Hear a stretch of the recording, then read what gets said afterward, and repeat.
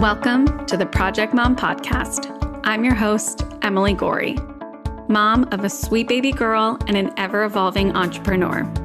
On this show, we will explore the intersection of motherhood and entrepreneurship. We will share stories of moms just like you and me with the goal of fostering community and comfort in knowing that we are not alone in our experiences.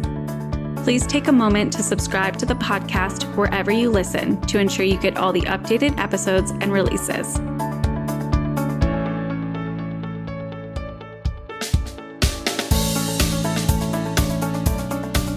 Welcome to today's episode of the Project Mom Podcast. I want to do a special episode today highlighting a book that I just read. It's called Real Self-Care, a Transformative Program for Redefining Wellness, Crystals, Cleanses, and Bubble Baths Not Included. The book was written by Dr. Pooja Lakshmin. And in this book, she shares her own personal journey and those of her clients as she outlines for us this very real need for self-care, especially as women who are faced with systemic challenges that are made to keep us small and at the service of others.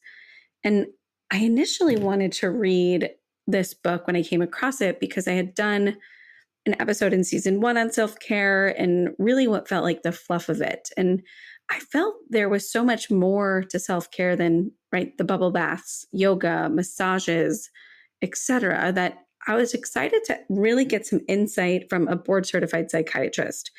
And Pooja's focus in her work is to help women and other marginalized communities escape this tyranny of faux self-care. And she actively supports women within her practice who are struggling with burnout and perfectionism and disillusionment alongside anxiety and depression. So what I really love about this book is that she shares these examples, these real life examples for how we may be tapping into faux self-care and gives us tools to determine where we might be buying into an industry in order to feel better about ourselves, right? Are we using yoga and meditation to truly heal parts of ourselves? Or are we using those methods to make ourselves feel better within a system that thrives on our participation?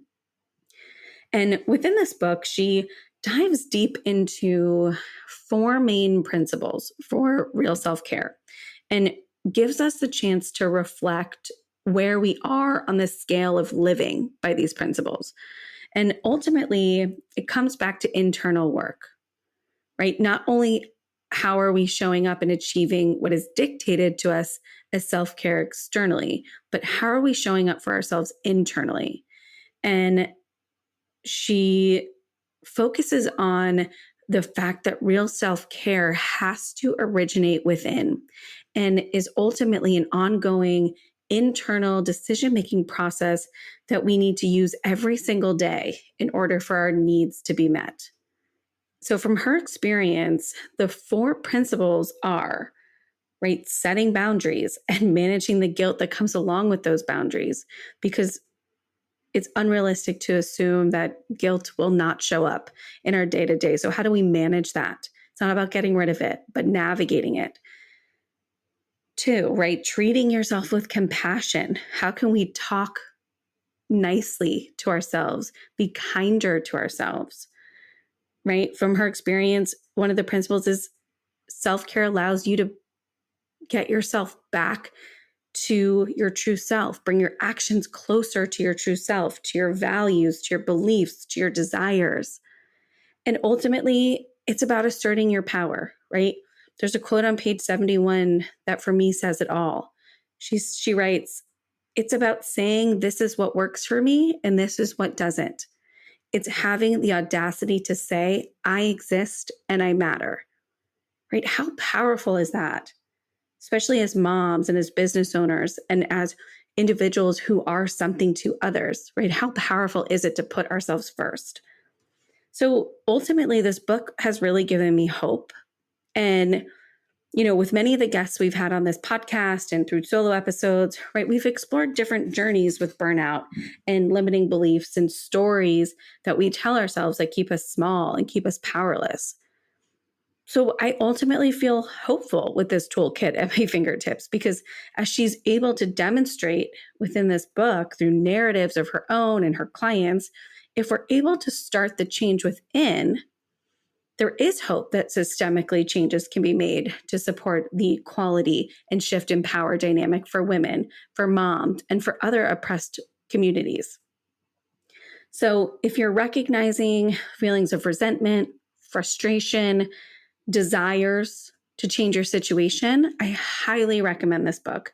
There are actionable tips and tricks within to support this journey of real self-care in getting ourselves the support and having our own personal needs met. And not just after we've catered to everyone else in our lives, but first. And that by showing up for ourselves, we are actually able to show up better for those around us and in a way that supports everyone. So this episode I know is the first of its kind. So please let me know if you like this type of episode, if you found it useful for you, and if you'd like to hear more like this. If you do end up picking up this book, please let me know. The change starts with us, and I would love to be in your corner as you start and continue to assert yourself and your needs into the conversation. We are also getting set to wrap up season 2. So please, if you haven't already, leave a review wherever you listen to your podcast so we can get in front of more moms and entrepreneurs that would benefit from these discussions. It is truly the best way for you to support this work and the community, and I would greatly appreciate it. Thanks so much for listening to today's episode. If you liked what you heard, please help us out and leave a review wherever you listen, and consider sharing with your friends. If you're interested in learning a bit more about the project or want to share your story, please visit our website linked in our show notes below.